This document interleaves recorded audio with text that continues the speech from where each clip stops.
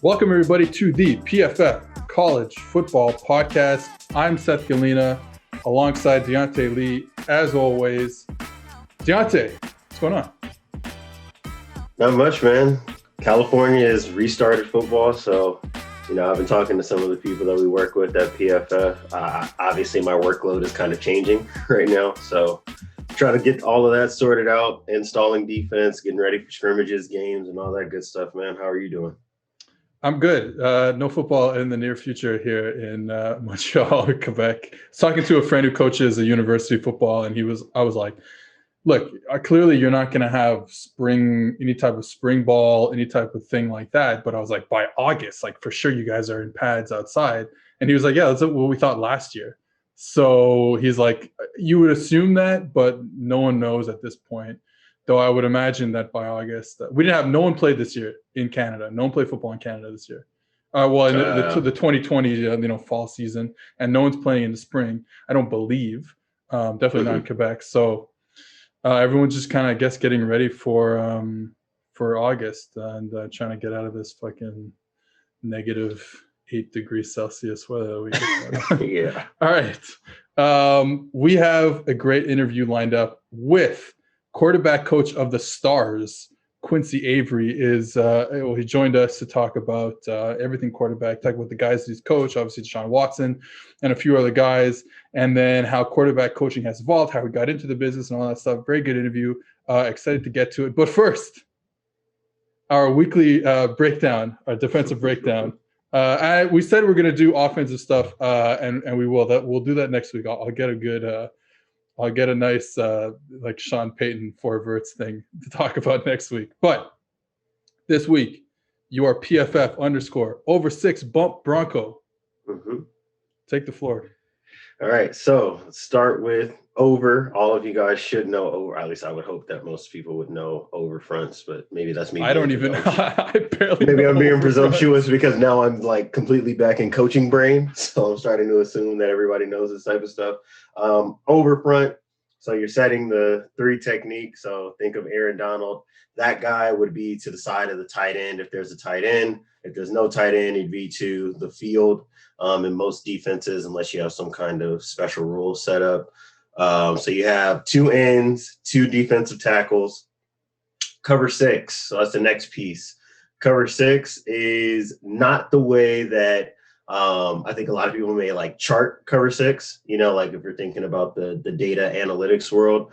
Cover 6 in the coaching world is weak side rotation cover 3. At least it is if you are a cover 3 team.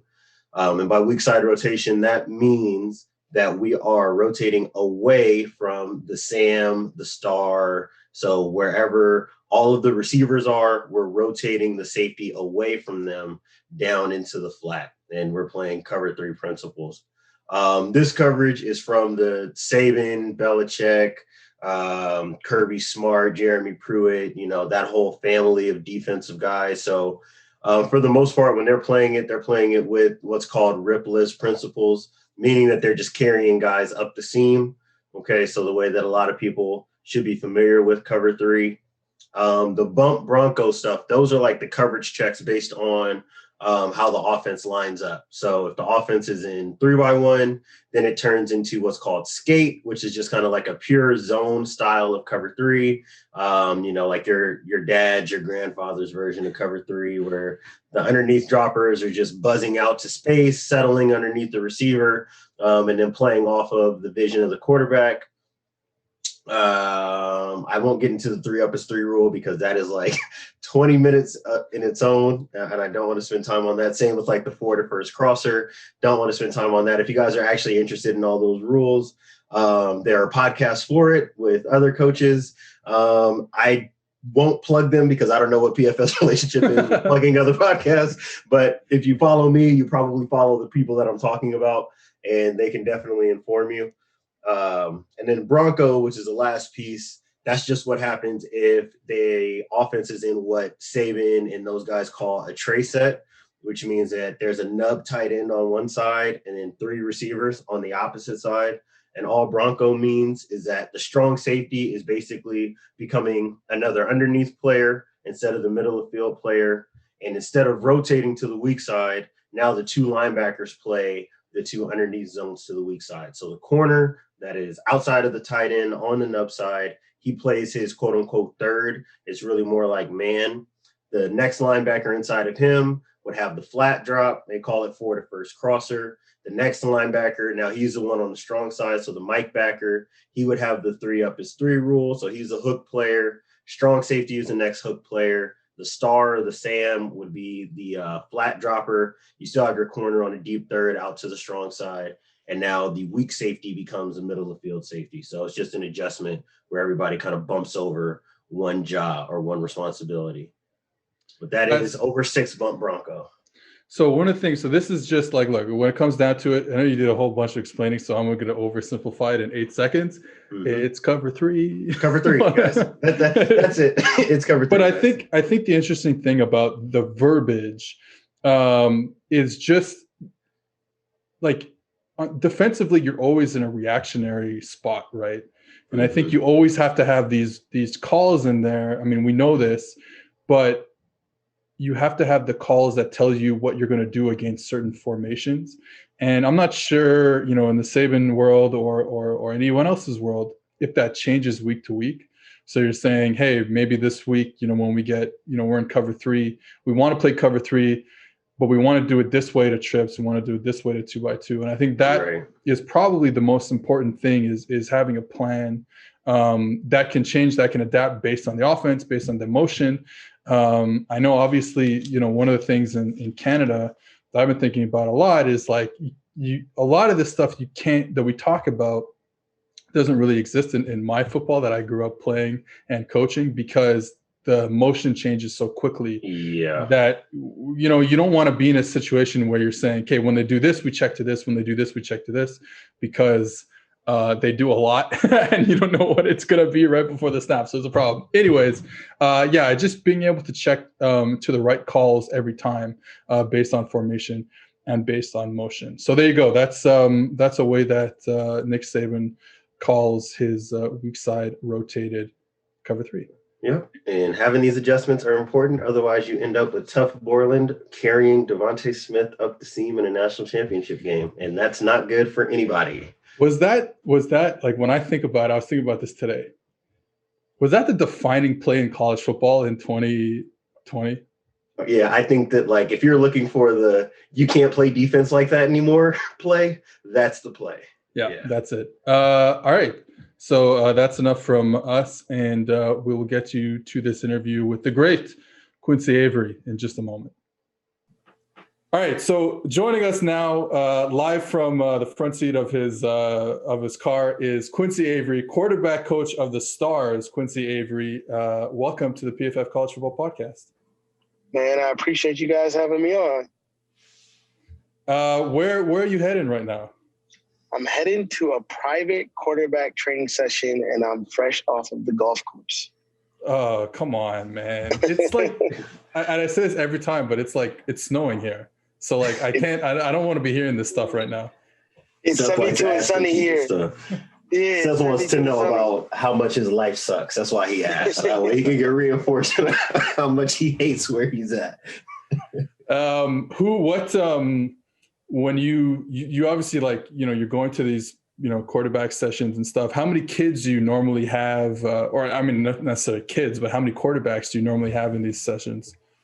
It all ranges on like the type of session. So if I have like an NFL or a pro session, there'll be roughly 4 guys there, 3 to 4, really depends on who I'm dealing with. And then for draft prep, we had 3 guys this past off season, and I've done 3 the last 2 pre-draft sessions. And then if I'm doing like a large high school group, upwards of 20. So it really depends on like who I'm dealing with, what's going on. What is there a preference to you? Do you like the smaller groups, or do you like the bigger groups where you get just a bunch of guys throwing all the time? I think really cool, really good number. The number that you can probably do the most instruction is probably like 2 to 3. Sure. You also get to see other really good guys do things, right? So if I'm having a pro session with three NFL level quarterbacks, you get to see somebody else who's really talented do something that you maybe able to learn from, right? So the information is not just coming from me coaching, but you're also being able to generate some information and kind of like a group think between you and the other quarterbacks. So you played quarterback growing up, and now you've coached all these big time quarterbacks. You've been around the position now at such a high level, like you said, learning from other people. Do you think if you went back, like, do you think you could go in there? I know because you tweeted this stuff before, but do you think, because you know all these people, you've coached this stuff, you think you could go and go like 5 for 9 in an NFL game? 5 for 9, probably not. But I also think that if I got 20 passes, that I would just have a really good idea how to find a completion. Like, it wouldn't be an aggressive passing attempt. I'd be able to get to like a check down, or I'd be able to throw stick and get to the right spot. So yeah, I mean, I don't know, if I get to call my own game, I'll be able to go 5 for 10 for 20 yards, get to some backs, stuff like that. I think that's the main thing is, like, yeah, you get 5 completions, but they're going to be, all behind the line. It's like the over the ball check down 5 straight times because, there you go. Exactly. Yeah, I'll be able to figure something out. Like, I've done this long enough. Yes, sir. Check wide all day. So you grew up playing football, of course. I read that your dad was a quarterback at University of Minnesota, and you wanted to play quarterback. It didn't really work out necessarily in like for the team. I think you wanted to play for Minnesota. They didn't want you at quarterback. You ended up going to Morehouse, I believe. So what is that story like? You're from your high school career. What type of quarterback were you in high school, and how did you get to college football? Yeah, high school, I was a pretty good high school quarterback. Like, high completion percentage, wasn't a great player, but I was fairly athletic, so I could do some stuff. So I could have played receiver in college. Decided not to. Decided I really wanted to play quarterback, so I went to a smaller school with my sights set on like being the quarterback of the team. And then I got there. It was going pretty well. I had a couple older guys in front of me, and I just wanted to get on the field. Ended up playing receiver. Did really well when I first got out there, and I'm just like, receiver's cool. And then I thought I could make it to the NFL, but that was a pipe dream. Didn't end up doing that. And then got done doing it. I got done at Morehouse. I'm like, all right, well, I want to coach some football. So I drove to UCLA and sat on the couch till they gave me a job. I hear that. So for you, that actually brings up an interesting question for me, since you work with quarterbacks. And I mean, the guys you're working with at this point are obviously quarterbacks with real potential, if not already pros. But for you, maybe as an evaluator, if you had to put that hat on, when do you think you would sit down with a kid and say, hey, I know you love this position, and I'm not saying that you are not capable of playing the position, but you might have to look at, an alternate route if you're really looking to maximize your football experience. Like, what is there anything from a skills perspective, mentality perspective, kind of like where is that line you draw where a kid just you don't think will hack it at the position? It really depends on like what their goals are, right? Like, if a kid, the goal is to be a high school quarterback, then I mean, I feel like I can make anybody a relatively good high school quarterback, Right. Good kid's goal to be like, I want to make it to the NFL, then we could quickly kind of determine like, oh, you don't have the arm strength, or you don't have the mental makeup, or, your ability to respond to adversity is not something that's ideal for somebody who's trying to play in the NFL, right? So there's all those different things that could be barriers to you being really successful, but your goals are really important and making sure that you really want to play the position and it's not something that your parents want you to do. Right. What's the youngest that you get out there in your groups? Well, my groups is kind of funny because I own a whole company that has a bunch of different coaches. Right. So if somebody wanted to come to me, they may end up coming to my company and they'd be as young as 3rd or 4th grade, right? So those kids could be a member of the quarterback takeover family. Mm-hmm. I probably wouldn't see them until they were like 7th or 8th grade. And I'll see really good 7th, 8th graders out here. I got some who I think like this kid should play in the NFL, and they're only in 8th grade now. Oh, Jesus. Okay. So you've now, like Deontay said, you coached some of the bigger names that are coming up now in the NFL and college football. Obviously, Deshaun Watson is like probably the biggest one, considering how big Deshaun Watson is. I was curious, can we go through, let's say, 5 of the guys here that you've coached that are working with now, either going to the draft or playing the NFL, and give me like a little synopsis of each one. Really, like, the quarterbacking skill, maybe some of their, like you said, mental makeup, that type of thing. So let's start with Deshaun. What do you think he's like really, really good at? Like, what is the best thing about Deshaun Watson on the field? Everything. No, I'm just joking. I think Deshaun is obviously a really phenomenal player, right? But I think this year he took real strides in his decision making, right? I think people have a really tough time beating him with pressure. And then he does such a phenomenal job extending plays that he makes it very stressful on you as a defensive coordinator. Like, if you watch some of the games versus the Colts, they're trying to play too high and only rush 4. And it's just like he extends the play, and makes big splash plays. And that's really difficult to defend from someone like that, who's not only can beat you with his mind if you bring pressure, but then also has the ability to extend plays and pick you apart in that way. I think that I'm going to ask you the opposite, which is, what do you think he needs to improve on? Now, the problem is, you're talking about the guy who was, and I wrote this article recently, like talking about one of the best quarterback seasons of all time.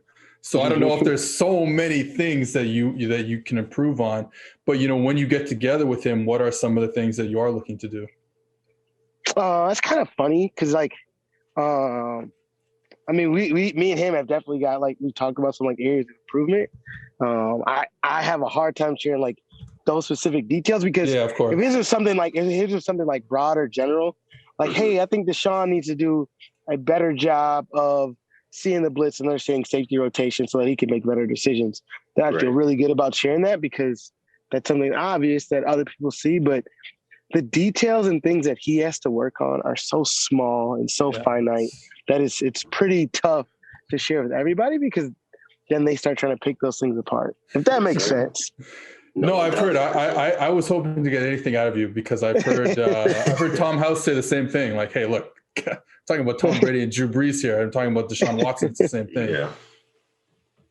Okay, let's go on. What about a guy who's had a shaky start to his NFL career, Dwayne Haskins? Now he's in Pittsburgh. What are the things that, obviously, again, shaky start, but there's got to be some things that you really like that you see out of him when you watch him play? Yeah, so Dwayne still has the most arm talent of anybody that I've seen. And I'm not sure that everybody's got a chance to really see that. Like, that hasn't jumped out and everybody hasn't been able to see that on the field, but you'll see sometimes that'll make some throws. And you're like, that was now I understand like why he was a first round pick, right? You can see some of those and that will excite you, right? And there's only so many people in the NFL who can do some of the things that he does in that way. And that's what I love to see from him. And I'll be very honest, Dwayne has to improve with his decision making, right? On and off the field. He's just got to do a better job of making decisions when things start happening fast and they start speeding him up in games. He's got to be able to get them to some completions and he's got to be able to move the sticks. So I think that that will be the biggest determining factor in how successful he gets to be in the NFL. If he can do that, then I'm really confident that he'll be able to turn around his NFL career. Okay, last pro guy before we get to some of the college guys that are coming out this year. Jalen Hurts, you work with him? Mm-hmm. Work with Jalen Hurts. Jalen Hurts, I think some of the things he did coming in, not being like the starter for long, not having many opportunities to really practice with the team, and still show like promise. Like, he still did some good things that flashed enough to make Carson Wentz really disgruntled, right? And want to get out of there. Now, I think disgruntled is an understatement.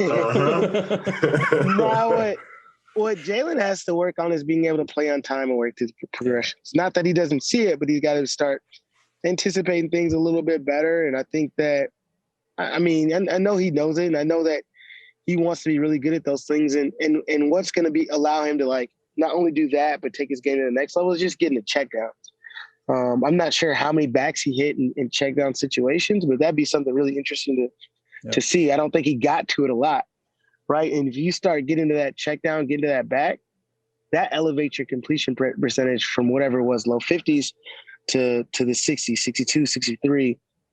And then that starts, at least people start to perceive you in a different way. But we know that when you can start doing those and finding those easy completions, the game gets a lot easier and the defenses are going to have to defend you in a different way. Right. So for the college guys that you've been working on, somebody that I've watched and had to cover a little bit throughout the past year or so has been Justin Fields at Ohio State. So for him kind of going through this pre-draft process, what have you seen from him on the field that has really been promising to you? You know, I've worked with Justin for a very long time. I worked with him since he was in 8th grade, but we didn't do the draft prep together. It would have just got a little cloudy with having Trey and Jamie here so much earlier because they opted out for their senior season. But I've seen his ability to – I think that his arm strength, I've seen that question sometimes, and that's confusing because he has a tremendous amount of arm strength. Like, that is one of his strengths.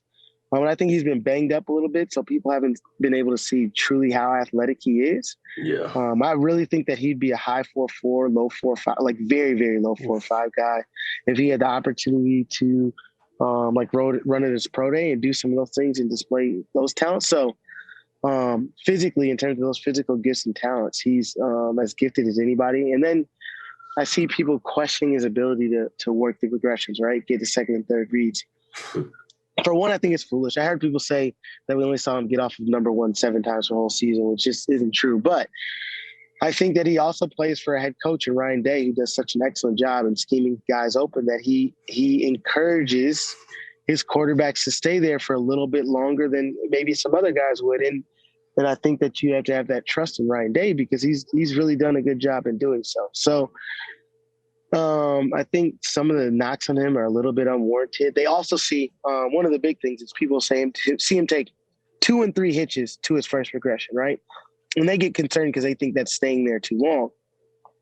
But their college system doesn't necessarily time up their drops in the same way that NFL teams do, right? If it's a 1 hitch, like that's not the same case for Ohio State. So I think people get confused when they watch the tape. But I'm really encouraged about his future. You're preaching to the choir here. I've had to beat I've been this drum all year long, so I get it. I've seen what you guys have been writing, so I appreciate it. The other guy that you've been working with that's prominent as far as quarterbacks coming out this year has been Trey Lance from North Dakota State. Obviously, you know, for the people who are maybe more casual or aren't super deep into college football, they probably have not had a lot of access to watching his games. So when you're with him on the field, what are like some of the attributes you see from him that make him so promising to you? I mean, everything. Trey is really the quarterback that you would want to have in 2021. He has arm strength, the ability to move, the ability to run fast, the ability to run through people. Like if you cut on his college tape, it looks like a highlight tape every time he gets the opportunity to drop back and make a throw. Yeah. He's also has done a great job of avoiding turnovers, right? I mean, that's obvious. He went through a whole season with not one interception, and that is a feat of itself. But his decision-making is really unquestioned. And then the things that they ask him to do at North Dakota State is unlike anywhere else in all of college football. He's asked to – so, for example, they'll give him like a play call like, I don't know, Trey Wright. Trey's like a 3-by-1. I'm saying Trey Wright, but at the end of the year, it makes it 60 combo, Fresno, Trey, right? 60 combo, they're telling Trey, you figure out the protection yourself. You figure out what side we're going to based on the safeties, based on the alignment, based on the stacks and tandems of the defense, right? So he figures out his own protection. And if they look like they're bringing more to one side, then he has the opportunity to change it to a 7-man protection, whatever the case may be. And then they'll give him half of a concept. They'll call Fresno, but on the backside of it, they're saying, Trey, you handle and you figure out what we want to do on the backside of that, right? There's no college guy in the country who is tasked with doing more at the line of scrimmage than Trey Lance. So he's prepared already to do the dirty work. He's also the same guy who will go into his Friday passing game meeting, and he runs it himself with cut-ups that he made. And he's able to illustrate to his offensive teammates what he wants to do and why he wants to do it, because he did the work during the week in terms of being in the office, going through the game film. So that's the kind of guy you're getting, and he's also a phenomenal talent. Yeah, pretty damn impressive. Yeah, I mean, Seth and I, just about every week, we talk about how a lot of these college offenses are basically quarterback proof now, because so much gets decided for you, before you even break the huddle, or now teams aren't even huddling. So everything is decided for you from the sideline, too high to the boundary. We're going to do this. If you see a rotation, we're doing this. We're not even going to allow you the opportunity to think about this. If we really want to pass the ball down the field, we're going 7-man protection no matter what. So it's interesting and impressive to hear that, North Dakota State, being the machine that it is, would still be able to trust a quarterback to, handle so much of that in the passing game. They've made it easy to look bad at made it easy to be a bad quarterback and look successful. Right. You mentioned, Trey being a type of guy, like a modern, the type of guy you want in the NFL offense right now. And I think you had tweeted, I'm going to paraphrase, either you tweeted it or I heard you on a podcast say something about how the thing with the modern quarterback and what it means. And so when we talk about athleticism and stuff like that, is you're not going to be right. Again, I'm paraphrasing. I'm probably adding my own opinion. I know exactly. Yeah, I know exactly what you're saying. Like you're not always going to be right with what the defense is trying to do to you, especially early in your career. Yeah, when you're Drew Brees, Tom Brady, you're getting it right all the time. Yeah, we get it. But you're in the league 20 years. When you're early, you need the ability to not be right pre-snap, but still make it right post-snap with athleticism, with this and that. So am I on the right page with what you said, when I was paraphrasing you? Yeah, all I'm saying is these guys without enough reps to have seen what defenses are doing, they can't be right all the time mentally. So they're going to have some physical attributes. They're going to get them out of bad situations. And one of the things that I think about when that statement exactly is Deshaun versus the Buffalo Bills. In overtime, they bring nickel pressure. He doesn't see it. He's got a free shot on him. He shrugs him off, scrambles, throws a pass, and they end up winning that game, right? 90% of the quarterbacks in the league, that's a sack, -7. You punt the ball, very good chance you end up losing that game. So those are kind of plays that you got to be able to make if you want to be a quarterback in 2021, especially a young quarterback. We're not going to see the days of the old crusties, no mobility guys make it to the NFL. That actually kind of rolls right into my next question. Obviously, as you mentioned, the athletic profile for a lot of these guys has changed in the last 10 to 15 years. And I know that for me locally, I live in San Diego. So for me locally, whether it's been a George Whitfield at certain points or a Keely Smith who works with a lot of our high school guys, I see a lot of the videos they post about getting quarterbacks more comfortable with being off of their platform. So would you say that that's maybe the number one thing that you're working on now with younger guys, is to kind of divorce themselves from the idea that, I'm taking this drop, I'm making my hitch, and everything is going to time up perfectly? Yeah, I mean, that's something that's one of the staples of the things that I do. And I think that's one of the reasons that we've been able to be so successful, is because I train in a way that allows guys to work on a lot of different things, so from a lot of different platforms and a lot of different angles. Also being able to get off their spot and get to a position where they can throw. So that's what's allowed us to be really successful in the way that I train. So I've been excited to kind of see the evolution of that and kind of how others continue to work that into their training methodology. Yeah, one of the things that I had done, in my last few years coaching quarterbacks was I was like, oh, wait a minute. I wasn't doing that type of stuff. We were doing all the movement drills like everyone does, all that stuff around the bags and stuff. I got a video from John Shoup, who was the OC for the Bears 25 years ago. And I was doing his drills. But anyways, one of the things I added, and I probably didn't do enough, was hey, here's some weird positions to throw the football in.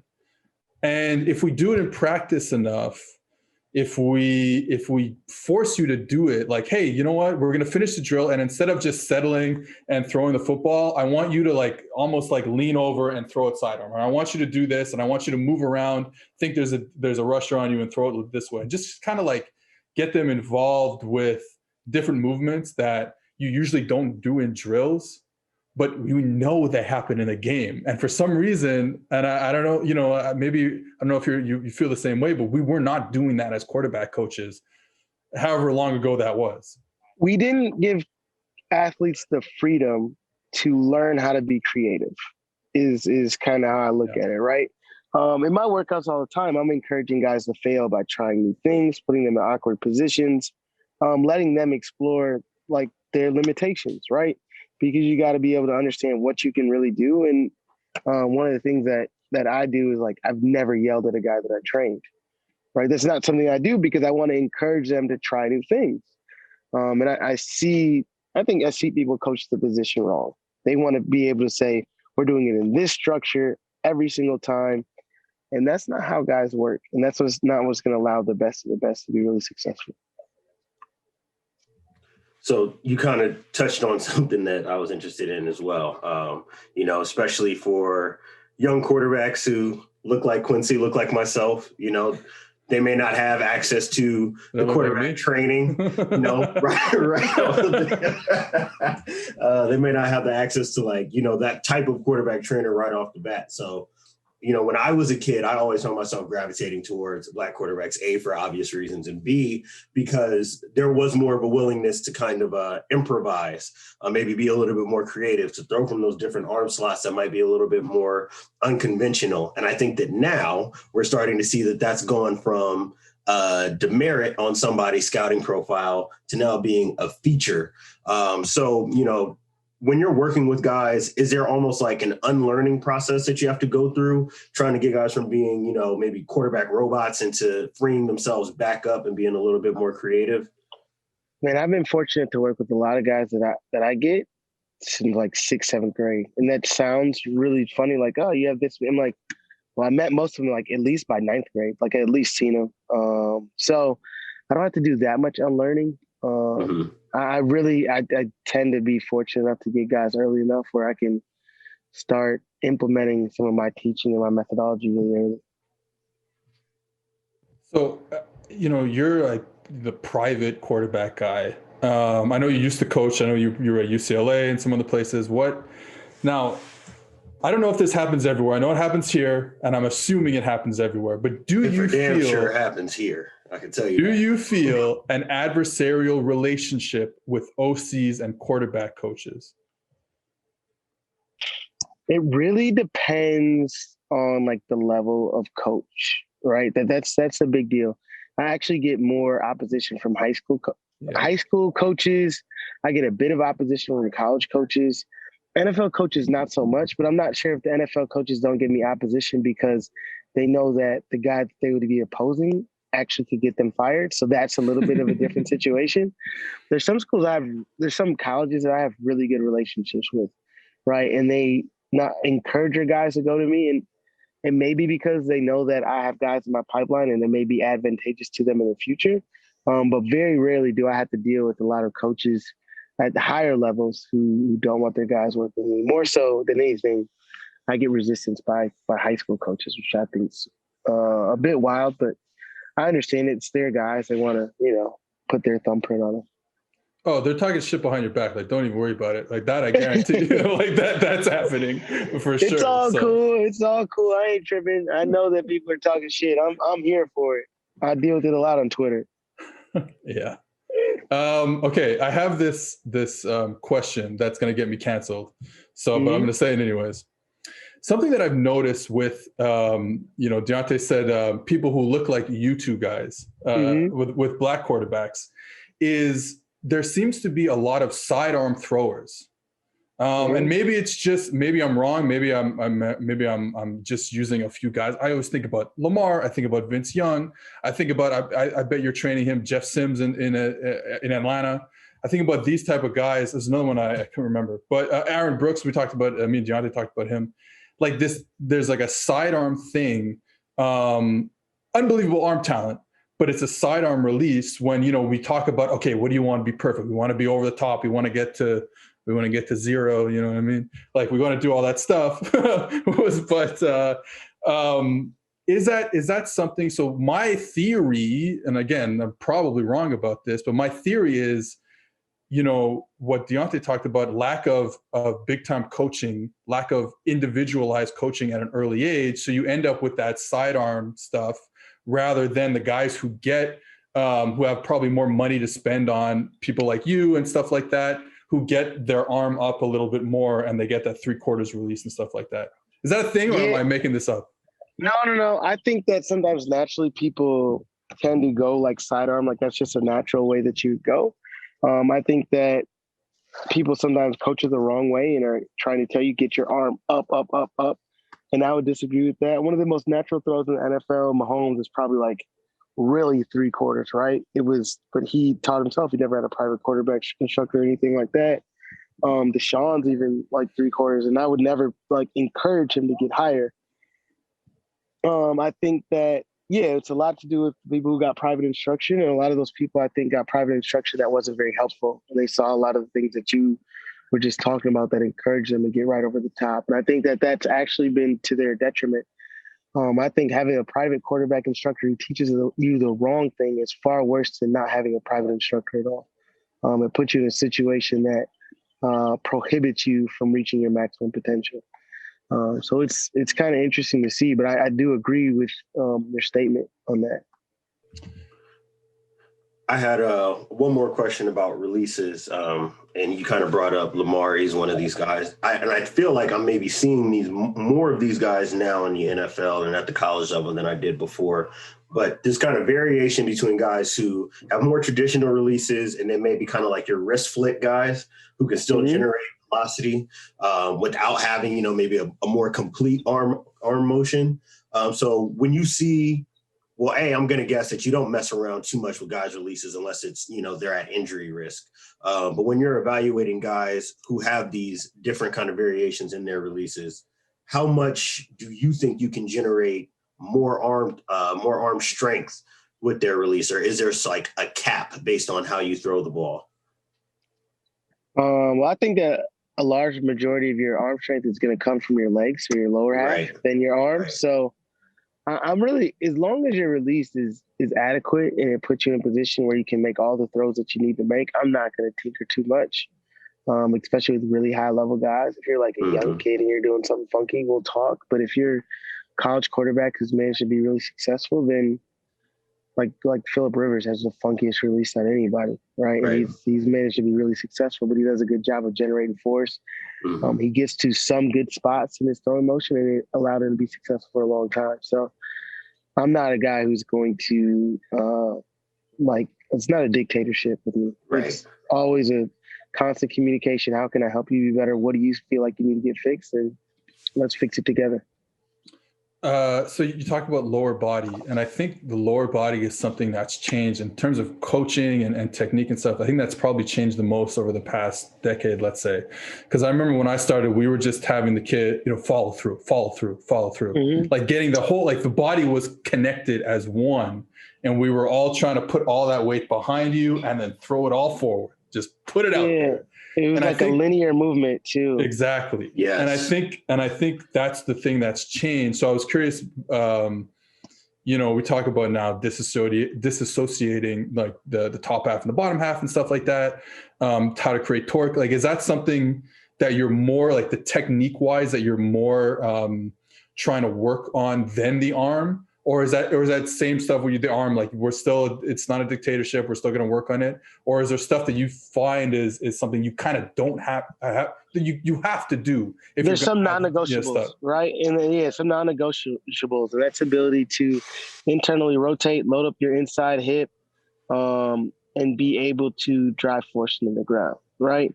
And if I see a guy who does an action that brings their back foot way in front of their front foot at the finish of their throw, then that would be a no for me, right? Because then you don't have the ability to stop fast. What generates energy for really good quarterbacks is the ability to explode, but also the ability to stop suddenly, right? Sudden start, sudden stop. And that's what allows you to really create force and generate energy on a football. So that's my thing, is like the lower body is where we make our hay. And that's what's going to allow you to be the best quarterback possible. So the last thing I wanted to ask you then, and I do want to take some time to really focus on the lower body, because that is obviously, I think, the more important piece of it, or at least I think everybody has an idea of what a quarterback should look like from the upper body. So when you're looking at guys, is there somebody, and you're free to plug the guys that you work with, I'm not mad at that at all.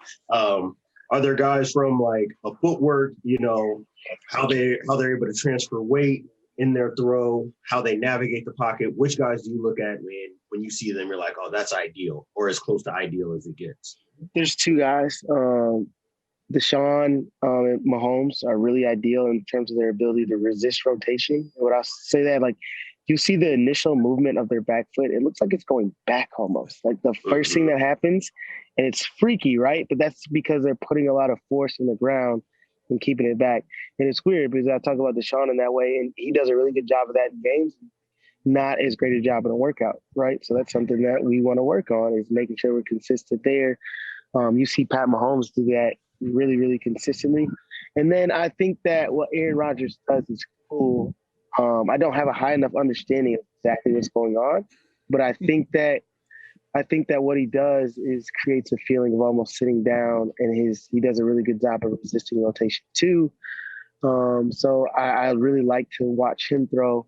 And then the last guy we'll talk about, and he may be better than all the guys that I mentioned before, is Kyler Murray. Kyler Murray is phenomenal in his lower half. Yeah. And I think that comes a lot from hitting a baseball, not throwing one. I was going to say, I think that the baseball background helps a lot with that, especially since he's not a physically overwhelming person.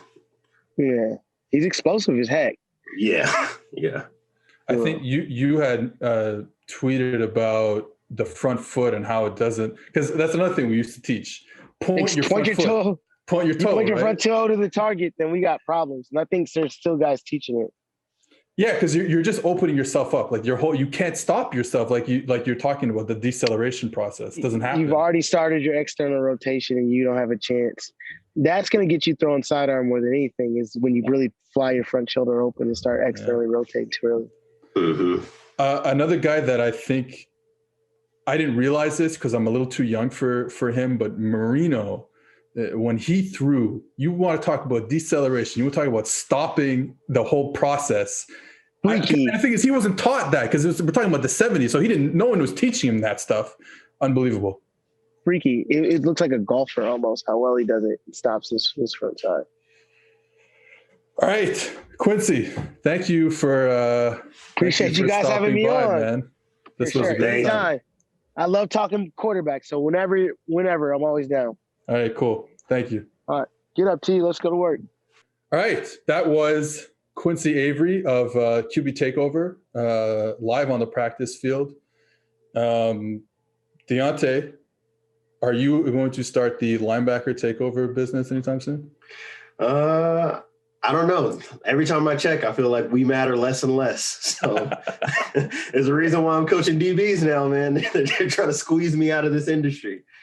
Like, everyone has their own narrative about themselves and stuff like that. My really dumb narrative about myself is I always feel how lucky I got that I just happened to be around quarterbacks a lot. And it just happens that quarterbacks are the most important position, especially in the modern NFL. Maybe 35 years ago, it was the running backs and stuff like that. And your linebackers maybe, but I just feel like, I'm like, man, I just happened to be a skinny kid. So I was around the quarterbacks, So what's crazy about that is that I feel like my football career from high school to college happened at the exact same time that people with my body type started changing positions.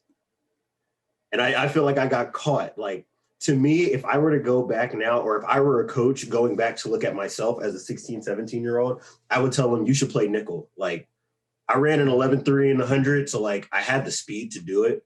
At least at the level of football that I was playing at, I had the speed to be like that big safety type, big nickel type.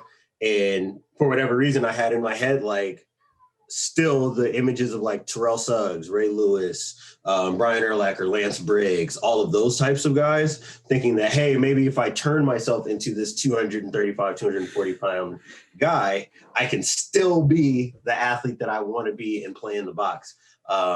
And obviously, you know, I graduated in 2011. So you guys have to think like where the game of football went from 2009 when I started playing varsity football all the way up until 2014 when I stopped playing college football. Like that was a humongous shift.